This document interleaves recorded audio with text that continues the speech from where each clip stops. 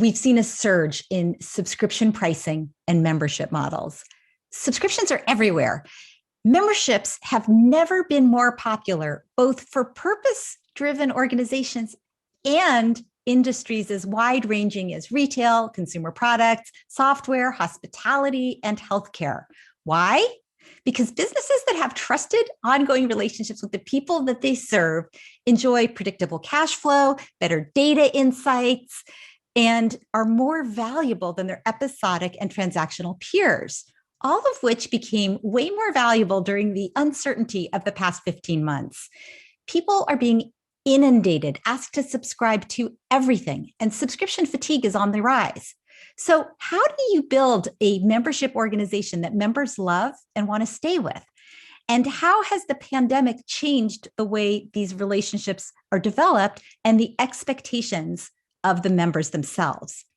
Today, I'm going to show you how you can optimize your offerings to attract, engage, and retain your members in 2021 and beyond. Before we talk about what the future holds, let's talk a little about where we've been and what's been happening over the past few years. I came up with this term, the membership economy. I came up with it several years ago to describe what I was seeing as organizations of all kinds started taking a page from the association playbook and were increasingly focusing more of their attention on building a relationship with their customers and their evolving needs, and less on building any particular product or feature. Now, there's a few major elements of this transformation. It's about moving from ownership to access, from changing your focus from the transaction to the relationship, from a single one-time payment to many smaller payments, from one-way communication where I yell with my loudspeaker and hope that people listen, to communication under my brand umbrella among my members, as well as communication back with the organization. And the goal of these successful organizations is to build what I call a forever transaction. Forever and transaction almost seems like two words that don't go together, but they do when you're building a relationship where they start working with you, they take off their consumer hat, put on a member hat, and say, I trust this organization to help me solve my ongoing problems, achieve my ongoing goals. And because of that, I'm not going to look for any alternatives. I'm going to go to you first whenever I have a problem, a challenge, an opportunity. And only if you can't help me will I go look elsewhere.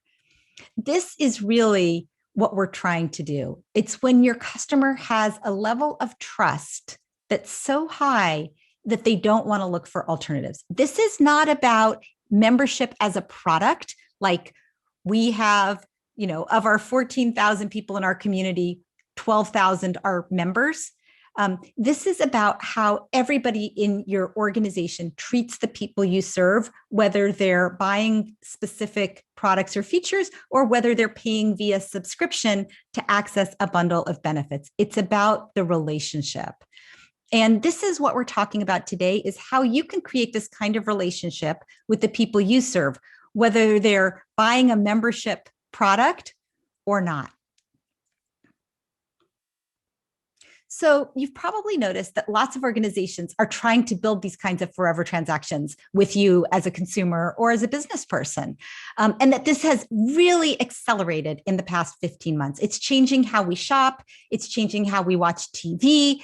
It's changing how we work. And I'm going to pause on this one because this is a big one, right? This year, it has changed everything about how we work. Look at how we're doing this conference. Think about all of the subscriptions that you use for work every day, from Microsoft Teams to Slack to Zoom to LinkedIn. You name it, there is a subscription that can help you achieve your goals in your professional life. So really, membership is changing how we work. Membership is also changing how we eat, whether that's with your Blue Apron meal kits or your DoorDash membership, or you're getting your coffee at the drive-thru for Burger King for $5 a month for unlimited coffee. And membership is changing how we use our free time as well. Whether you're playing video games late into the night with EA Play or Apple Arcade, or whether you're trying to stay fit with your Peloton, tread, or your Peloton bike with the built-in tablet device that allows you to track your own progress and connect with your community, both the instructors and the other athletes that are getting and staying fit in the community. It's a new way of building relationships, super different from the old gym model where they hoped that you would set it and forget it, that you would pay but never come in. With these new models, they're much more analytical about how to build habits with you, how to make sure you're getting the value you pay for so that you don't leave. So really good examples to consider as you think about your own membership. But what I really want you to get from this is that every single organization on this slide, I'm going to redo this. What I want you to really think about is that organizations across every industry are doing subscription, are trying to build a direct membership relationship with the people they serve. And I just want to let this sink in for a minute. Every single one of the companies on this slide has a subscription offering, has a membership offering, is trying to build an ongoing relationship with the people they serve. This is public companies, private companies, not-for-profits, and some of the most profitable organizations in the world, huge organizations and solopreneurs, startups, mom and pop shops. Everybody is doing subscription right now, and it's a really, really noisy environment. It's a totally new world. So, in this new world, what does that mean for you who've probably been doing subscription-based membership for a long time? It's kind of a compliment that these other organizations are increasingly focusing on treating customers like members, something that you've probably been doing for ages, but it's also a challenge. And let me just explain the good and the bad. The good, it's never been easier to build really sophisticated, engaging, wonderful experiences for the people you serve. Whatever you can imagine is possible with technology. And there are off-the-shelf solutions and vendors that you can access that can help you implement and analyze your results. So it's a great time to innovate. It's a great time to experiment. The other good news that I wanted to point out is that consumers and businesses have never been more receptive to new ways of doing things. That's because they don't have any choice, right? But they are open and they're pretty flexible about things not quite working perfectly. We have this moment, I think it's coming to a close now, but we've had this 15-month period, kind of a grace period, where we have permission to innovate and we have permission to make mistakes, while our consumers, our customers, our members are willing to try new ways of getting things done. So this is a great opportunity to acquire new customers, to bring in new members, to get trial, experimentation. It's a really good time to be an innovator. Now, the bad news is kind of the flip side of it. There's so much going on and there's so many new experiences and memberships and everybody wants you to join that people are starting to feel overwhelmed, tired, mistrustful. Too many subscriptions, too many memberships, subscription fatigue. So how do you win in this new world where it's crowded with opportunities to engage with organizations and it's noisy and people are increasingly weary and mistrustful? First thing is to recognize that this is the environment you're coming into, a crowded and noisy place where they're looking for a few trusted organizations to help them make sense of everything going on around them. There's three big culprits that drive subscription fatigue, and I'm going to go through them one at a time. And I'd love for you to indicate in the chat which of these you're feeling yourself right now with products. And you can name names if you want with products that you feel are culprits in these. The first one is the lack of product market fit. This is when the membership itself, the bundle of benefits, isn't really what I need. So there's a mismatch between the audience and the offering.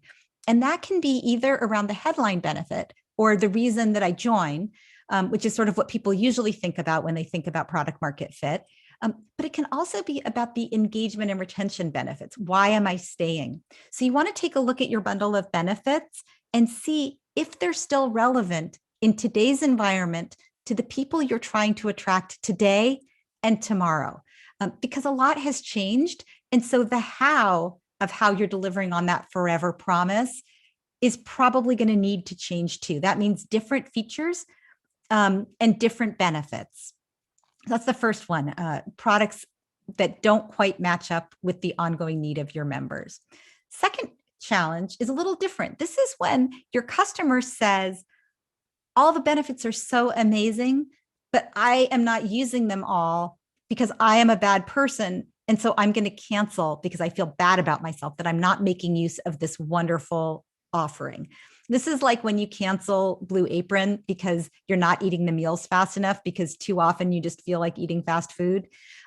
This is when you cancel your New Yorker subscription because you're not reading all the articles, even though you know they're really well written and you should be reading them. You want to have the balance of the right sized offering for your members with the needs of those members. You want to have discipline about what you put into that offering. And for every new feature or new benefit that you add, you might consider what you need to remove so that it's not overwhelming and so that every benefit is really and truly valuable. It can be very tempting to say, we have this box of old t-shirts from last year's event. Let's give them out to our members because we have them. But I would urge you to use restraint because having too many features can be overwhelming. And contrary to kind of popular opinion, having too much can be a driver of cancellation just as much as not having enough. So be really thoughtful about not overwhelming your members. And then the third one is, kind of my personal bugaboo, and that's hiding the cancel button, making it hard for your members to leave. I've been in discussions with groups of CEOs where they've actually shared as a best practice, if you require people to call on Tuesdays between 4 and 6 to cancel, you can get an extra 2 to 3 months of revenue from them. Or if you, have an extra field that they have to fill out before they cancel, that usually makes about 10% of the people canceling drop off. In the short term, hiding the cancel button can actually result in a spike in revenue. But in the long term, it's always going to hurt your brand. Couple of reasons. One is the people who go through that experience are going to share it. And feel free to share your own experiences in the chat with companies that have been bad actors. We want to unearth the bad actors on this one and make the world safe for subscriptions everywhere. But people share their stories. I tried to cancel my fill in the blank subscription, and this is what they made me do. It's fodder for comedians everywhere. And also, if you know it's going to be hard to cancel, you think twice before joining. And so you'll see increasingly as a best practice, a lot of organizations put up in the headlines, cancel anytime, easy to cancel, as a means of reassuring prospects that it's safe to join. Netflix has been a real leader in that, a company that I worked with very early on with Netflix. And something that really impressed me about them was that cancel anytime was so important to them as a brand promise. And, you might think it's interesting that Netflix only has a month-to-month subscription. You can't subscribe for the year. They don't offer discounts for bigger commitments. And the reason is they want you to be free to cancel anytime. And they've recently introduced an extension on that, which is if you don't use the product for a year, if you don't log in and use their content for a period of 12 months, they will cancel you automatically because they don't want what they call your zombie revenue. So hiding the cancel button is kind of the third reason that people are so frustrated and tired of subscriptions. So, I want to spend the rest of our time together really talking about how you can optimize your strategy for this new reality in this world of subscription fatigue, with empathy for your members. So wherever you are in your journey of membership, there are specific tactics and strategies that can help you establish and deepen and expand your relationships. And I'm going to go through the 3 key phases of maturity and some of the elements. I'll go through them one by one, and then I'll give you a chance to look at all 3 of them together. And I'm going to ask which one best describes the challenges your organization's facing right now. And I'm going to ask you to put them in the chat: launch, scale, or lead. I'll go through them one by one. So the launch phase is when you're getting started. This is when you're trying to find that product market fit.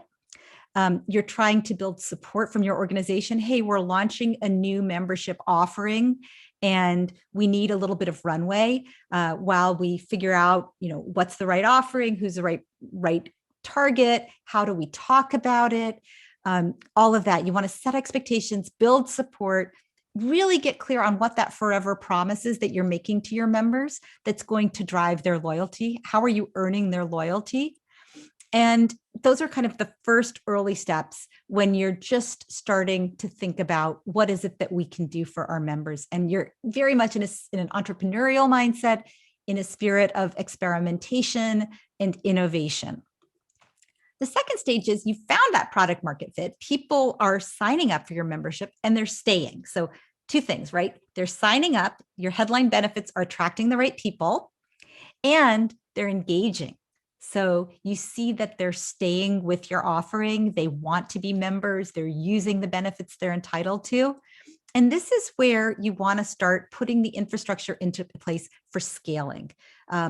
This is when you think about, making sure everyone in the organization understands that it's more important to drive engagement and retention than to just focus on that initial acquisition and getting the biggest amount of revenue when they sign up. This is when you're building your technology stack so that you're not necessarily holding everything together with chewing gum and paper clips and human intervention, but rather you can automate, you can use artificial intelligence to analyze and improve the experience. This is when you want to start defining a dashboard of metrics and say, this is how we know how we're doing. This is how we recognize if there's a red flag, a problem we need to fix. And so this is also the stage where you might be thinking about mergers or acquiring another organization because you're growing and you want to reach more people and be able to do more for them. So this is the scale phase. And then the last phase, which is actually where I'm guessing most of you are, is the lead phase. So this is when you've built out your infrastructure, you have had members for a long time, they are really loyal, they use your products and services and your features well. And the challenges here in the lead phase are, to continue to hold yourself to that high standard, to continue to innovate, to continue to provide the value. Your forever promise is going to stay constant, but the how is going to change. So this is where newspapers had to think about, instead of offering print, now we're going to offer digital or community or courses. It's about staying forever young, which is attracting tomorrow's members as well as today's members. It's about retaining the members that you have. So I bet a lot of you have had this time in the past year where all kinds of members have been joining or re-engaging because their world is so chaotic, they really need help. And so this is the time where you need to continue to innovate for them and to listen to them as they tell you what it is they're going to need next. Like, you helped us with this, now we need that. This is where we're going. And what I would encourage you to do in this phase, and I'm hoping and guessing that a lot of you have been doing this for the last several months, is to use a combination of your microscope and your telescope. Your microscope is what you use to really, really focus on today's members. What are their problems? What are the opportunities? What are they asking for? How are they using your products and services? What are they complaining about? And then you also, though, want to use your telescope. So this is a big challenge I see in a lot of organizations, and I'm seeing right now where the focus has been on helping the people that have been here a long time. But tomorrow's members aren't finding your offering maybe as compelling as today's members. So you have to kind of balance it, like what's going to drive somebody new to join, as well as how are you going to keep today's members. And having a balance of those two requires that in addition to using that microscope, that you're also looking out on the horizon, using your telescope, looking at trends, at changes. What did COVID mean for your members? What kind of opportunity do you have? What kind of obligation do you have? A lot of organizations actually lowered their prices during this past year, recognizing that organizations, have lost some of their budget, recognizing that people are willing to pay less for a virtual event than for an in-person event. Your telescope helps you stay on course and keep cognizant of what the bigger picture has to tell you. So I'll give you a chance to just look at these three. And if you haven't already, please indicate in the chat launch, scale, or lead, and which area you think has kind of the most meat for your organization to focus on, and where the biggest challenges are coming from. So now that you know where you are in maturity, I want to take a closer look at the levers we have to play with. Actually, I'm going to go back one. So now that we've looked at these three big categories, launch, scale, lead, I want to kind of dive into the real tactics, and we'll spend the rest of our time together really focused on specific tactics that you can use right now to optimize your membership, especially as we're kind of emerging from this new phase, these past 15 months, and into this new normal. So I'm going to go through them one by one. I want you to maybe grab a pencil and paper or open a file so that you can take notes, because this is where we're going to get really practical about things that you can do in your own business model, whether you're in the launch phase, the scale phase, or the lead phase. So, the first place to really focus on is at the center, is with your customer and product market fit. How have your customers' needs changed? And what is the offering they need? Particularly as the world seems to be opening up, there's still a lot of uncertainty. There's a lot of questions that I think are in the minds of organizations right now.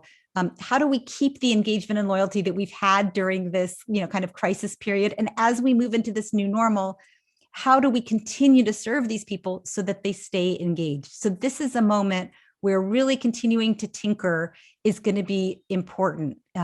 Continuing to evolve the offering itself.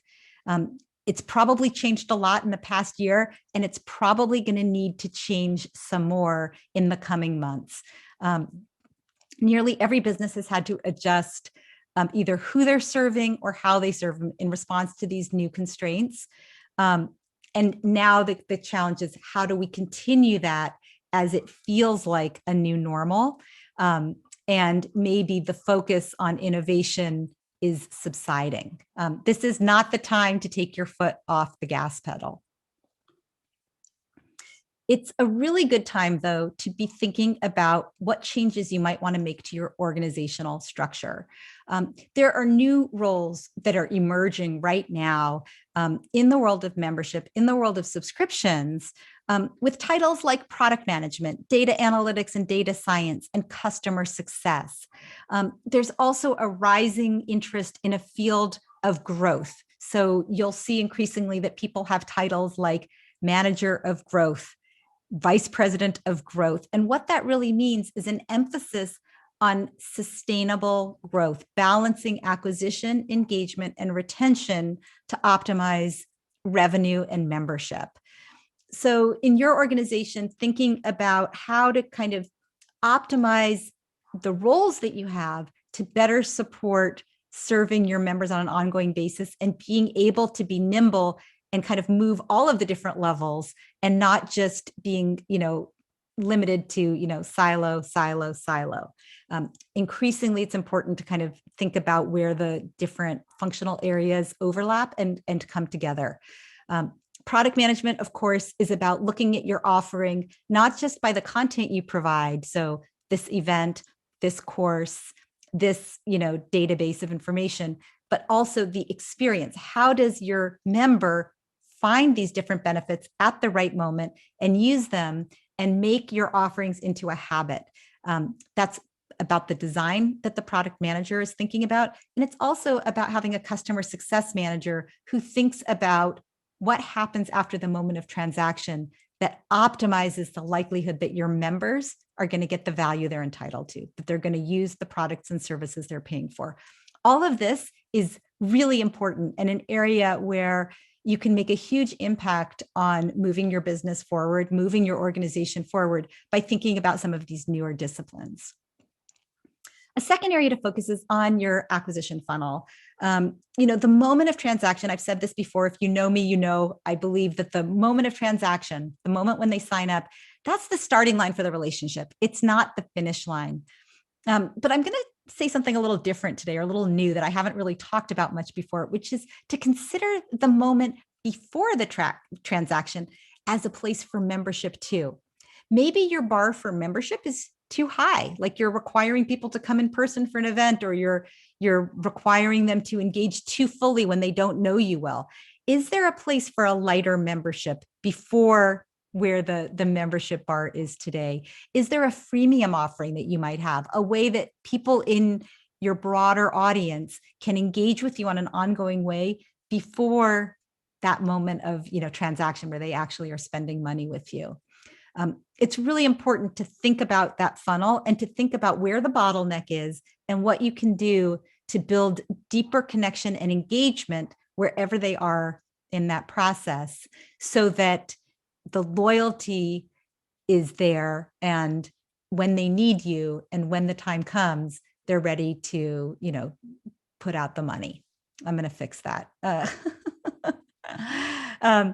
What you want to do with the funnel is you want to look at the bottlenecks, and you want to look at the entire experience, not just that moment of transaction, but everything that comes before and everything that comes after, to mirror the journey of your members and to remove any barriers to engaging with you, and along the way to deepen the relationship over time. This isn't a one and done. This is about an ongoing relationship. So that's how you should be thinking about your funnel, is more like an hourglass, more like a cycle, and less like a funnel that culminates in a particular transaction. Third thing you want to look at is pricing.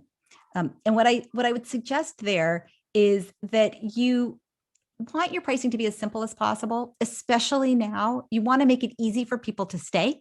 You want to make it easy for people to sign up, and you want to make it easy for them to rationalize the value that they're getting and sort of say, this is an important thing for me to have a membership, and I'm not going to look for alternatives.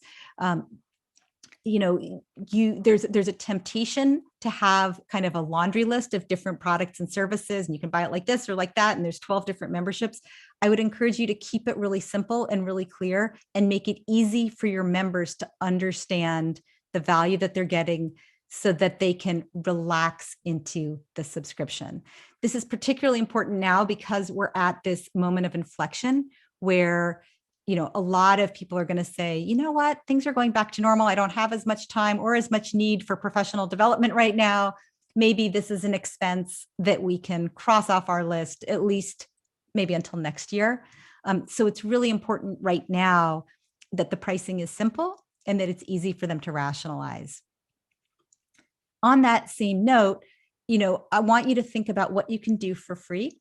What is the role of free? 2020 was a time for a lot of experimentation around free trial and freemium. And for most organizations, that was relaxed a lot because members were really hurting, because the community was hurting. Usually I only have 3 reasons that you offer freemium, right? You only offer freemium if you're trying to change behavior and you can measure that people are moving to a paid subscription through your freemium offering, or if your free members are creating value for your paying members, like a network effect, or if your free members are actually a source of referral for paying members. But during 2020, I added a 4th, which is if you feel a sense of social responsibility for your community. This past year has been a time of providing more for free to help people who are suffering. And so now is the time to kind of reevaluate what you're giving away for free. whether it's time to do more or to do less. And, also to think about what the role of free is and how you justify it. Anytime you're doing something for free, you want to be really clear about this is altruistic, or this results in more subscribers, or this results in more value for our paying members. So it's kind of a time to go back to that and say, do we have a clear reason for everything we're giving away for free? And are we thinking creatively enough about the role that free can play in our business model going forward? Onboarding is probably the single most valuable lever that you have in building loyalty and engagement. And those of you who have been investing in onboarding over the past year are going to have an easier time as we emerge into the new normal, because when you are onboarding them, you are helping them identify ways to get the most value, to become the most connected, to make your products and services into habits. And as a result, they're less likely to leave. But for those of you who haven't historically invested a lot in those first seconds, minutes, and days after somebody signs up with your organization, now is as good a time as any to get started. You really want to establish the right habits when somebody first meets you, when they first decide that they want to engage with you. And that's going to pay dividends down the road. In fact, when people ask me what's the best way to improve retention, this is where I send them. If people are onboarding in a way that builds good habits, that gives them great value, the chances of them canceling later are much lower. And in fact, the leading metric for retention is, in fact, engagement. And that's why number 6, customer success, is also so important. Onboarding is those first seconds, minutes, and days after someone joins. Customer success is about continuing to build habits over time. Customer success is a term that comes out of the world of business-to-business software as a service, where those companies realized that when you offer subscriptions as a service instead of as a product that you have to buy outright, it becomes more important to make sure that the customers are using the products that they're paying for and that the relationship expands over time. And so they moved away from customer support, which is the idea of fixing something that's broken, solving a problem when someone complains, a very reactive mindset, and really moving toward a more proactive mindset that says when somebody joins, you reach out to them and say, here's what you can do if you want to get the value you're entitled to. We at our organization are committed to you getting the value you're paying for. And we're going to do everything on our part that we can to make sure not just that you're not angry and calling us with customer service requests, but that you're actually delighted and engaged. So customer success is a discipline. There are people who say, I'm a customer success professional, a customer success manager, but it's also a mindset. It's about saying everyone in the organization has responsibility to make sure our members are getting the value they're entitled to. And the last one, if 2020 has taught us anything, it's that every organization is a technology organization. It is not okay for anyone in the organization to say, I'm not really technical. This is like basic literacy. It's like somebody saying, I want to work for you, but I don't want to have to read anything. So if you want to communicate with me, you're going to have to either send me a video or come talk to me because I don't like to read. Everybody needs to be able to look at their discipline and say, how can technology make that easier? And also look at it from the customer's perspective and say, how can we give them more value through technology? One of the challenges I see in a lot of organizations that have been around for a long time is an underinvestment on the tech side, an underinvestment in analytics as well, which kind of go hand in hand. With the idea being that the people who create the content, the people who organize the events, the people who create the learning experiences, the trainers, the people that do the research or the lobbying, that's the product. And that technology is like a back office function, like a supporting function, like just package it up nicely. We're going to need an app. Is there an app for that? Can you make it into an app, or can you make it possible for people to find this on the website? And right now, it's so clear that piece, the technology piece, is not just a wrapper for the value. It is the value. It is the value. And so this is really important, both in terms of making sure everyone in the organization understands this and has a level of tech literacy that allows them to create requirements documents, interview vendors, evaluate different ways of doing anything, doing different things.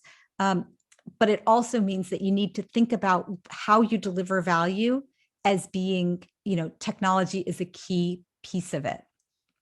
So when you look at these 7 all together, hopefully they give you some very tactical ways that as you move forward into this new normal, you can improve your offering, stay focused, continue moving forward, and avoid some of the pitfalls that so many organizations are worrying about right now. This is a time of continued innovation.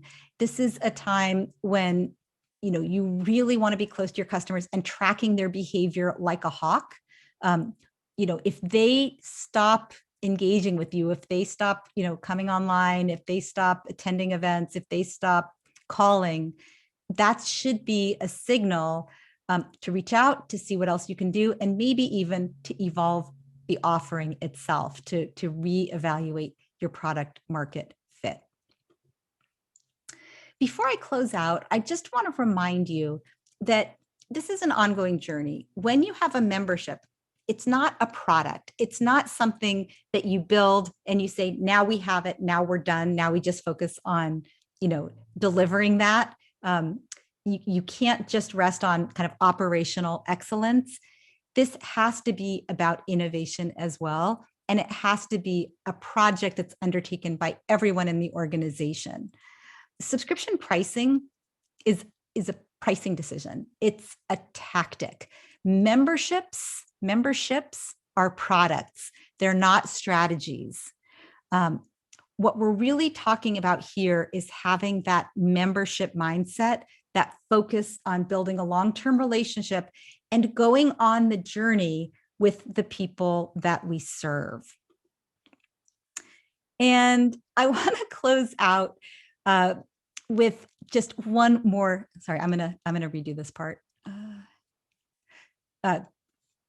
So from here, pricing is a tactic, not a strategy.